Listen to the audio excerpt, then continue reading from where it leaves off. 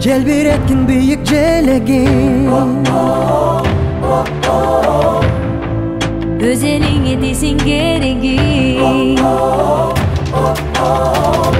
сага койгон тилектерди актагын, Кыргызымдын абийин бек сактагын, унутпагын болсун оюңда.